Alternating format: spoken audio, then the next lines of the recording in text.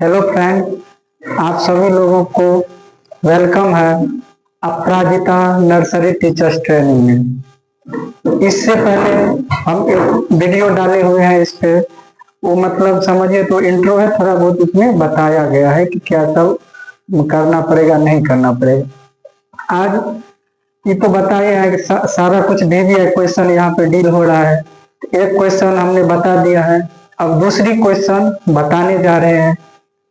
आप लोग को तो पता है, आप लोग मतलब 2024-2026 सेशन का फर्स्ट ईयर का आप लोग मतलब भावी शिक्षक है। आप लोग फ्यूचर में शिक्षक बनने वाले हैं। आप लोग अब स्टूडेंट थोड़े ना रहे हैं, आप लोग तो कुछ दिन के बाद आप लोग टीचर बनेंगे। तो आगे कड़ी को बढ़ाते हुए हम दूसरी क्वेश्चन पर डिस्कशन कर रहे हैं। क्वेश्चन क्या है यार, बाल मनोविज्ञान की उपयोगिता तथा महत्व का वर्णन। बाल मनोविज्ञान मतलब क्या हुआ? Child psychology. चाइल्ड साइकोलॉजी के बारे में पढ़ना है, उसका यूज क्या है, उसका इम्पोर्टेंस क्या होता है, इसके बारे में पढ़ना है। तो इससे पहले बाल मनोविज्ञान के बारे में पढ़ लेते हैं। इसको हेडिंग दे दिया बाल मनोविज्ञान। बाल मनोविज्ञान जो है, इसको सबसे पहले इसके बारे में जो जांचा पड़ताल किया, जो खोजबीन किया, उसका जैसे हर सब्जेक्ट फादर नहीं होता है, बायोलॉजी का फादर कौन होता है, इतिहास का फादर कौन होता है, ठीक उसी प्रकार बाल मनोविज्ञान का जनक कौन है? उनका जनक है स्विस। स्विस क्या नाम है? स्विस। स्विस का एक और नाम है जीन पियागेट। ये है जीन पियागेट, ठीक है। या तो आप इसको जीन पियागेट बोल सकते हैं, या तो आप जनक स्विस बोल सकते हैं, ठीक है। अब बाल मनोविज्ञान के बारे में डिस्कशन करते हैं। तो जन्म से लेकर, जब बच्चा जन्म लेता है तब से लेकर किशोरा अवस्था तक के बच्चों के मानसिक, सामाजिक, इमोशनली और शारीरिक विकास का अध्ययन करती है, ठीक है। किस किस चीज का अध्ययन करती है? मतलब मानसिक, सामाजिक, इमोशनली, यानी उसी को बोला जाता है भावनात्मक बोला जाता है, और शारीरिक बोला जाता है, ठीक है। इसका जो अध्ययन करता है उसी को बाल मनोविज्ञान कहेंगे, ठीक है। अब अध्ययन तो करते हैं बाल मनोविज्ञान, लेकिन इनका उद्देश्य क्या होता है? यानी इनका उद्देश्य तो कुछ रहा होगा, यानी इस पे जो रिसर्च करते हैं, इस पे जो अध्ययन करते हैं, इसका उद्देश्य मतलब ये होता है कि बच्चों को व्यवहार समझना कि आखिर अच्छा आप लोग मतलब एक पॉइंट बता दे रहे हैं, जन्म से लेकर किशोरावस्था। आप लोग बोलिएगा सर किशोरावस्था क्या होता है?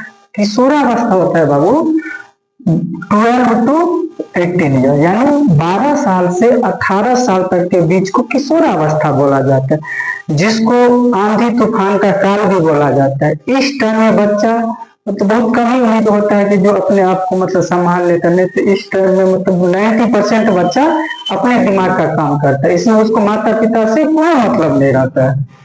मतलब ठीक है, जो हम है वो हम ही है, हम बॉस है, डॉन है। हम लोग के भी टाइम में ऐसा हुआ था, तो उस टाइम में कोई समझा तो बाबू पढ़ लो, हम कथी पढ़ेंगे। वही होता है, जन्म से लेकर किशोरावस्था, बस 0 से लेकर 18 साल के बीच में ही हम स्टडी करेंगे। किस किस चीज का स्टडी मतलब करते हैं? मानसिक, सामाजिक, इमोशनल यानी भावनात्मक और शारीरिक विकास का करते हैं। इसका उद्देश्य क्या होता है? वही उद्देश्य होता है कि बच्चे को व्यवहार को समझना, कि आखिर बच्चा की एक्टिविटी क्या होता है उसको समझना, समस्या का समाधान करना, जो बच्चे में कमी है, जैसे कि शारीरिक कमी। शारीरिक कमी मतलब क्या हो गया? जो बच्चा चलने में असमर्थ है, जो मतलब दौड़ने में असमर्थ है, जो सही से अपना एक्टिविटी नहीं करता, वही होता है शारीरिक। क्या होता है? शारीरिक। और विकास को बेहतर बनाने के लिए ये सब मतलब मनोविज्ञान सब होता है अध्ययन करते हैं, ठीक है। ये तो हम लोग समझ गए मनोविज्ञान क्या होता है। अब उसका अगला पॉइंट है उपयोगिता। क्या है?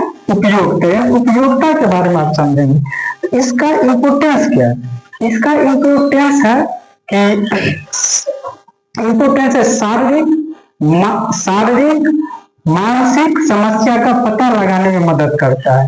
क्या करता है? शारीरिक मानसिक का पता लगाने में मदद करता है। शारीरिक मतलब आप लोग समझ गए क्या होता है? जो फिजिकली एक्टिविटी जो कोई काम करता है जैसे खेलना, धूपना, दौड़ना, बहुत एक्टिविटी का वही हो गया शारीरिक। मानसिक मतलब है मेंटली, कोई मेंटली रूप से मतलब जिसको टॉर्चर किया जाए तो वही होता है मानसिक।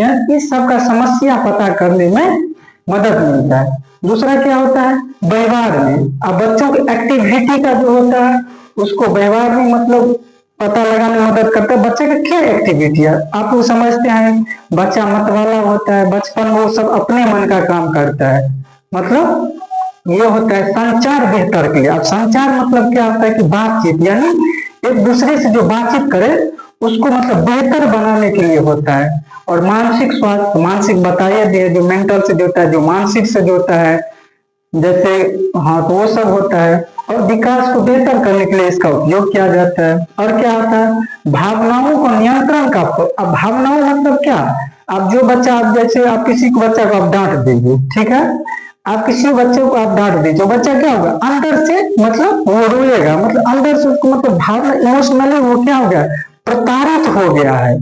यानी उसी सब का पता लगाने में होता है।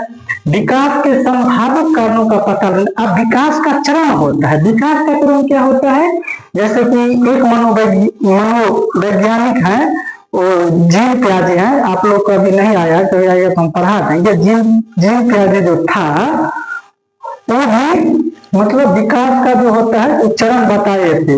विकास का चरण होता है जैसे कि 0 से 2 होता है, यही सब होता है, 18 तक होता है। वो उससे आगे जो तो वो हम लोग को नहीं पढ़ना, जो सिलेबस में बस वही पढ़ना। तो अब ये समझिए उपयोगिता। अब महत्व समझना है, ठीक है। अब महत्व जो समझना है कि महत्व इसका क्या है।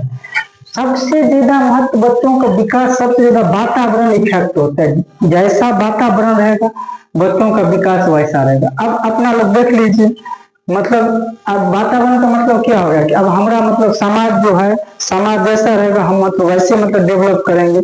जहाँ पे पढ़ाई लिखाई का नहीं माहौल रहेगा तो वहाँ का बच्चा नहीं पढ़ाई लिखाई करेगा। जहाँ पे एजुकेशन सिस्टम रहेगा उसको आप वहाँ पे रख लीजिए, तो वहाँ पे क्या होता है कि बच्चों का विकास होता है, मतलब शिक्षा के रूप में विकास होता है। तो ठीक वही हो गया। अब व्यवहार के लिए नियंत्रण। बच्चा में क्या होता है, जब जन्म लेता है ना तो तब से उसको सीखने का कैपेसिटी बहुत अधिक होता है, तो वो जल्दी जल्दी कैच करेगा। किसी भी चीज को क्या करता है, जल्दी जल्दी कैच करता है। इसीलिए बच्चों के सामने कभी गलत चीज नहीं बोलिए, गलत व्यवहार नहीं करे जिससे को कैच कर ले, ठीक है। हम लोग समझते हैं कि 2-4 मतलब 2 महीना 6 महीना का बच्चा है तो क्या समझेगा, नहीं, उसका उस टाइम में जो है ना कैच करने का पावर बहुत मतलब हाई रहता है, ठीक है। अब बालकों का स्वभाव, बालकों का स्वभाव क्या हुआ कि बालकों का स्वभाव में उसको आप नेचर से पता कर सकते हैं, ठीक है। तो बच्चा का नेचर कैसे है नहीं है, तो वो नेचर अब कैसे डेवलप होगा, उसको कंपल्सरी सामाजिक मतलब ऐसे मतलब सोशल मतलब देंगे, एक्टिविटी करवाएंगे तो उससे बालकों का मतलब स्वभाव पता चल जाएगा। उसके बाद महत्व में लास्ट है शिक्षण और शिक्षा। जैसे शिक्षा देंगे, जैसे उनको मतलब पढ़ाएंगे लिखाएंगे, बच्चों उस प्रकार से विकास करेगा।